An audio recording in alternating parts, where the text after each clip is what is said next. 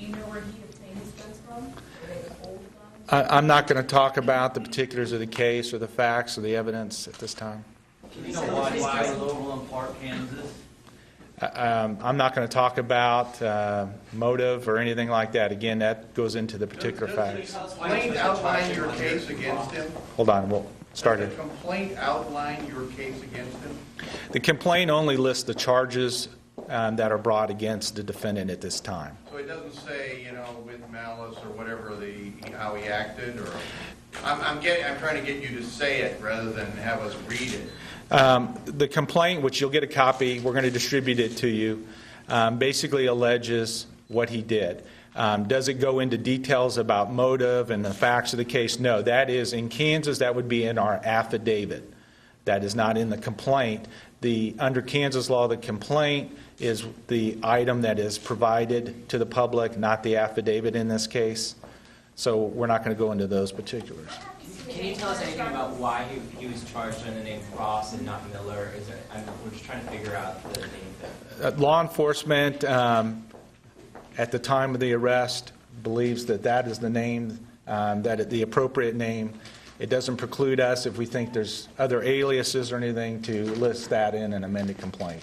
But as of now, we're proceeding under this name based on the information that we have. So what about hate crime charges? The murder charges supersede hate crime charges, or is it all the same? We don't have hate crime charges in Kansas. He's charged with capital murder, which is the most serious crime that you can be charged with in the state of Kansas. It has the most serious penalty you can give, which is the potential of the death penalty. But there is not, quote, a hate crime related to this allegation. But the fact that it is a hate crime, and as you all talked about yesterday, knowing that he does have a bias, did it elevate the charges that you are now pushing? The motive is not part of the allegations in the complaint. The only basis for the capital murder charge is, as we allege, it's part of the same act or transaction killing two individuals. And based on that, allows us under Kansas law to charge them with capital murder. So that is the only thing that we have to prove. So are you two still working together then to determine what other charges may come forward, and are you expecting some on the federal level? Well, yes, ma'am. We are still working together and have been doing so since the unfortunate outset of these events. As far as additional charges that Steve may want to bring to his office, that's really going to be up to him. We have not yet filed anything in our office, at the U.S. Attorney's Office. Our procedure is a little different from the procedure that exists at the state level. So I would not anticipate any filing for some period of time, not within the next week or so. As Steve indicated, we're still doing evidence collection. We are far from having all the evidence in, but what we have to date makes me comfortable with recommending that the matter move forward as a federal hate crime. Does he have a court appearance on these charges today? On the state charges, yes. He is appearing at 1:30 in Johnson County District Court for his first appearance. And when could it be decided if this will be a death penalty case, and who ultimately will decide it? Ultimately, it's my decision.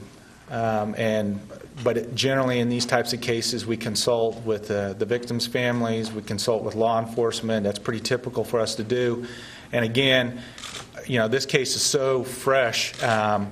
We don't even have all the reports yet. We don't have all the facts. The officers have been working overtime to try to get all the reports drafted. So we really don't have to until we get close to the preliminary hearing phase to make that decision. And I don't plan on having a knee-jerk reaction. I'd rather take my time and make an informed decision. How are you leading?